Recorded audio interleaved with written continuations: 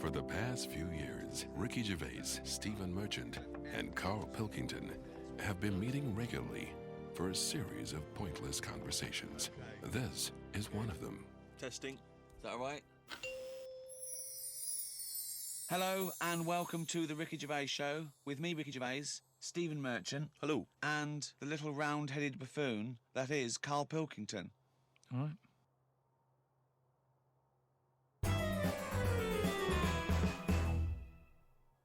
Now, you probably know me from such works as The Office and Extras, Stephen being my co-writer and co-director on those things.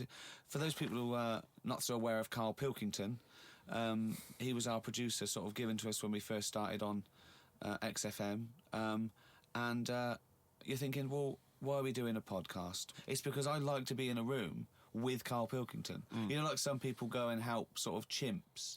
Do they? Yeah. Well, they go to the jungles and things. And help out little sort of endangered Diane species. Fossey or whatever. Exactly. You're very much the Diane Fossey of the Manchester scene. Of the little bald mank world. And Carl Pilkington is an ongoing experiment for me, because I've seen him blossom from an idiot into an imbecile.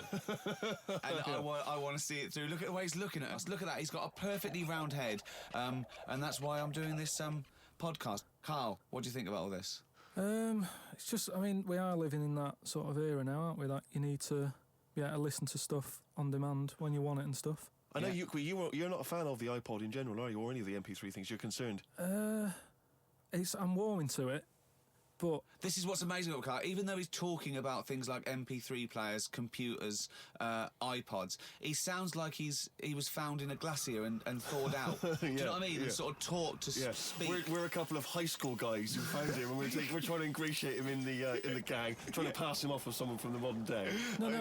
But my thing with iPods is, now, do we need them? Do you know what I mean? We're living in that era now where we have invented most of the stuff that we need, and now we're just messing about.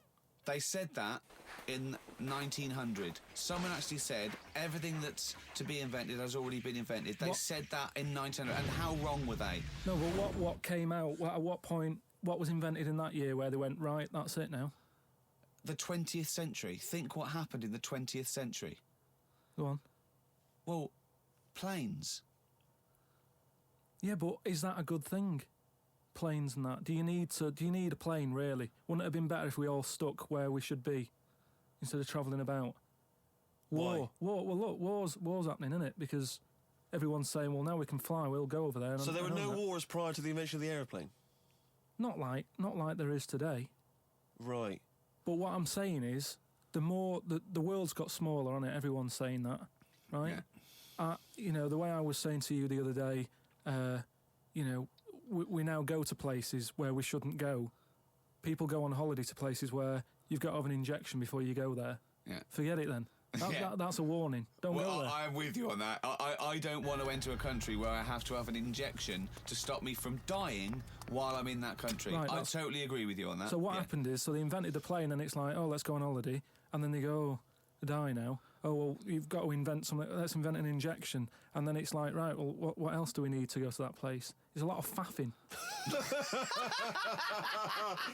So what I'm saying is... Is that a place? A lot of faffing? What I'm saying is, Steve's travelled more than I have. You've been to, like, dangerous places. I've been to places where you need injections, yeah. Yeah, but why? Because it's fascinating, isn't it? Don't you not believe in that idea of travel broadens the mind?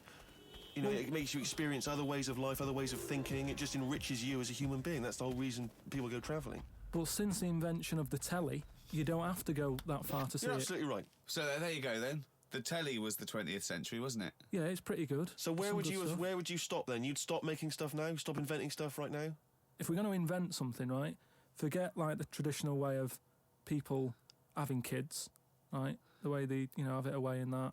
What do you mean? What do you mean? No, like the way that, we have kids and stuff. If it'd be good if what happened was to control it is if man and woman, right, they're born and that, they enjoy their life, they learn a lot, they live to be about 78, I think, by that point. So specific. Yeah, 78, No. yeah. But by 78, I reckon you've sort of got to that point where you go, do you know what? I've done everything I'm going to do. If you haven't bungee jumped by the time you're 78, you're not going to do it. You know what I mean? So it's kind of like... Your hips come off. You've done it all now. Yeah. And then you die, right? So say if everyone had that, they lived to be 78. But then just as you die, you have a little baby inside you. And as you die, your life carries on. Sorry. How is this happening? Sorry, are you mental? No, but don't you think... I mean, what? I've never heard such drivel. You're saying that, but if Newton said it, you'd go, interesting. That's what annoys me. The point is, Carl, he never would. He'd never say it. That's the point. If you never say it, I don't understand what you're talking about there. What? How was it? How is there a little baby in a 78-year-old? No, what I'm saying is it's like an apple where the apple grows and it's got its little baby pips in it, and the apple goes and the seeds are planted and a new one's born. But that's what happens. But that is what reproduction is. Yeah, but I'm saying babies aren't being born left, right, and centre. It's controlled so that as someone dies, someone's born. But Carl, stop.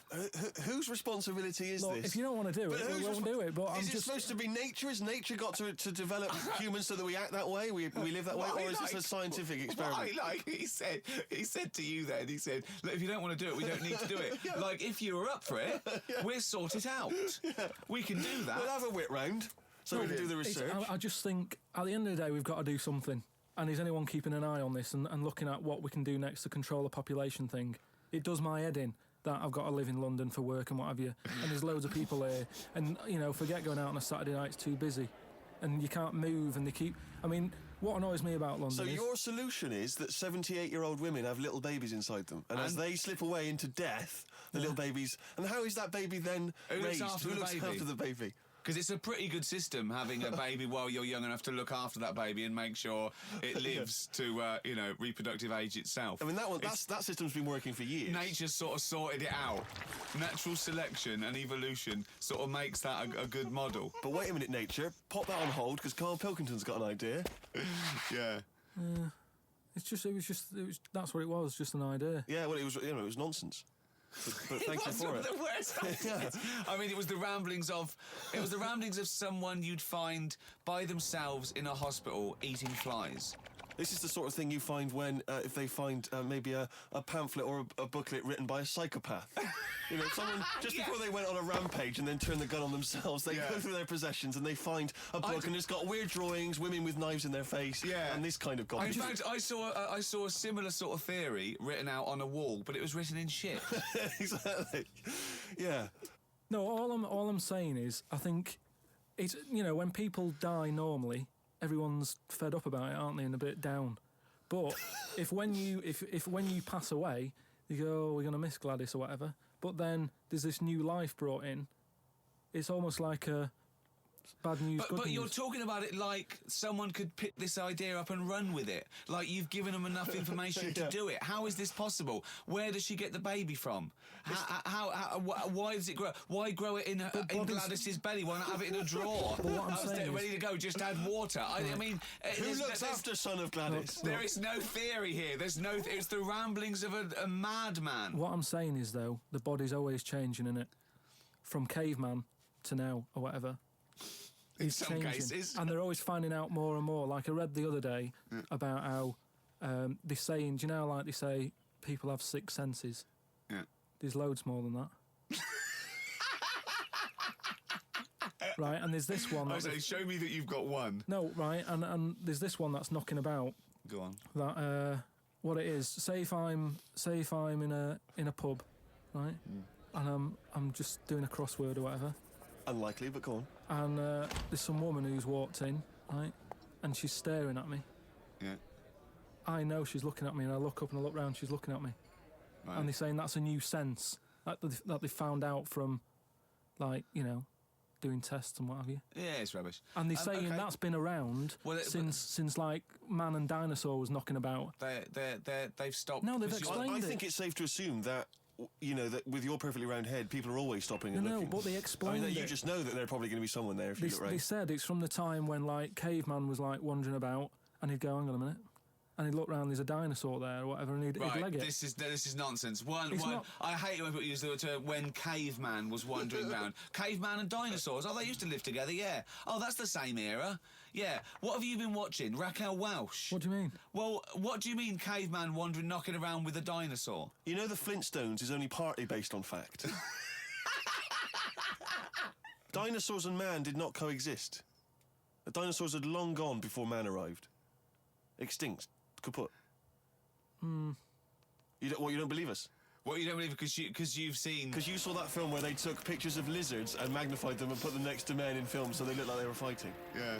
No, but why couldn't that have happened? What is the film with Raquel Welch? A Million Years BC. A Million Years BC or A something. Million Years BC. Brilliant. Yeah. Yeah. No, but She had a sort of woolly mammoth bikini. Fact. but why wasn't the dinosaurs back then just like how we have dogs now, in a way? He's watching the Flintstones. He's watching the Flintstones. He's thinking of the Flintstones. Yeah. That's what he's when thinking. When he puts out the saber-toothed tiger and then Dido and he puts mixes in. his concrete in a pelican. Yeah. I just think that there must have been a crossover point. Why? Why did you say that? Why do you think there must have been There a must crossover have point? been. Because if nothing was knocking about at any point, how did anything carry on? I know. Exactly. Why didn't Hitler meet Nero? It's weird, isn't it? There must have been a crossover. They must have met somewhere. They must have met at a party somewhere. They mixed in similar circles. Yeah. They must have bumped into... I can't believe it. Forget it. Oh. Well, now time for one of our regular features. Monkey news. Do the jingle. Oh, chimpanzee that monkey news. What we're doing here is just giving you a bit of monkey news that's gone on, right? Where a monkey's been involved in it. Good little story in that. Yeah. Are you familiar with the one that went into space? The first sort of thing they ever sent up there before man did it and all that. You see, this is what annoys me with it really. Armstrong gets all the glory, but do you know who went up there before him? A monkey. Yeah. And what happened is they taught it what buttons to hit at the time it needed to hit them, and the way they did this was like give it bananas. It was like hit the red button, and it hit the red button, they'd give it a banana. Right. And they go, right, reverse is the green one, hit the green one, and then they do that and go, there's a banana. And then they go, right, hit reverse, and it go and get a banana. Right. Hit the red, so it was taking commands on like headphones. Right, but how are they Is giving that it the how you banana? learn to do radio? How are they giving it the banana? What do you mean? No, Well- this is before it went. You wouldn't just go and put a monkey in it and go, there you go, get on with it. They'd sort of put him in one of them capsules that you get, Yeah. and they were on headphones. I don't believe this happened. Well, I'm telling you the story now. So the monkey I don't sat... think they trained it to do anything. I think they sent it up there and he put electrodes coming out of it to see No, what It wasn't it's- any of that. They did a thing like they do, Right. like they can with animals. If you give something, like a treat, you can teach it how to do it. It's just like a dog, isn't it? It's called Pavlovian conditioning. However, that was to see if it would salivate or go over to a particular corner, not if it could control a spacecraft. Next one up. It's the next one up. As far as the monkey's not sat there going, oh, I'm a bit under pressure here, it's a rocket. All that's knowing is, I'm getting a banana if I hit that button. That's all the monkey's thinking about. They wouldn't put billions of whatever. space But dollars. how can they be sure that it's going to press the button at the right moment? Because he's got headphones on. It's not like willy-nilly. It's not just like pop it in there and Willy-nilly, see. who's But that? what's to stop it from just hitting it any old time? Because it's a monkey and it's Because not a human. Because he's trained now. But Oh, it's anyway, trained. so It's fully listen. trained. Yeah, go So on. what happened is, anyway, Oh, this is absolute rubbish. they pop the monkey in there. Yeah. He's got his headphones on. They're going, right, hit the green one. And I think there's something there that a little banana comes out to keep the same. No, you're making this up. I'm not. It's the same. There's no way that they made a Right, so spacecraft they can- that had a banana dispenser. Right, There's so- no way in this world that they made a spacecraft that could go into outer space, right? So what- so manned you're- so by a you're- monkey with a banana dispenser. So you're saying that it's easy to send something up to space, but you don't believe there's a little banana machine. Right, okay, So it comes to the launch day. Monkeys sat in there. Everyone's ready. Bananas are stocked up and all the rest of it. They go, right, hit the green button. Right, and the rocket goes off and what have you. No, they would not make the monkey launch the rocket. Carl, you are living in a cartoon world. So the rocket goes off, right? This is absolute bollocks. It's all going well. I mean, I don't know It's what you're all, going to... It's not going well. It's going There's well. no way a monkey launched a rocket. There is no way a monkey launched a rocket, you idiot. It's all going on. So they're going, hit the left button, and it goes a little bit left. Left button. Right, so- Well-known spacecraft command. This is Houston. Hit the left button. Oh, brilliant! This is what happened in Apollo 13. Hit the left button. So it You goes are- left. Yeah, it goes left. So it goes left, and it's going well. Left. It goes left. Yeah. No, the moon. You're going right. It goes for the moon. Everything's going well. Right. They get up there. It does whatever it does. It reverse. It comes back. Right. So then You are, honestly, you are brain dead. So it's you are long- one of the most stupid people. That I would rather have the monkey drive listen. me home than you. So the thing is, so it lands back. It Yeah. does a good job and everything. It gets out, and It's sick of bananas. This is where it turns a bit sad, because after it done that mission, right? Because it happened and it was all safe and everything. The next one would have been to send man. Right. So the monkey enjoyed it, and it was like, well, I want to do it again, right? But they were like, So how did they know that? How did they know? just the way it looked and what have you. It was like, Fuck off!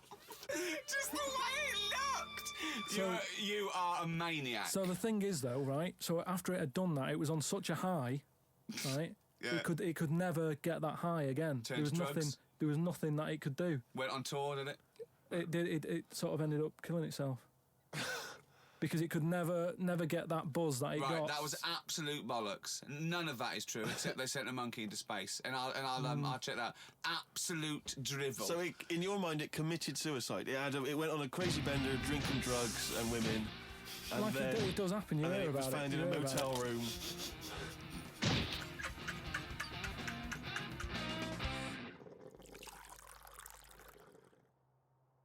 I met Derek Okora the other week, oh yeah. right? Now, And who's he? Which one's he? he's Is he a medium? He can contact the dead. Is that right? he just chats to him and that, Sure. passes messages on. Nice of him. So I said, "Oh, tell us something a bit weird and that." So he said, "What do you want to know?" I said, "Just something weird." So he goes, "All right then." He said, "Here's one for you, right?" And he said, "There's this pub out in the country, and he said there's this mug. Do you know those old mugs that they have, where they used to like leave their own cup knocking Like a about, didn't they? Oh yeah. Tankard thing. Yeah.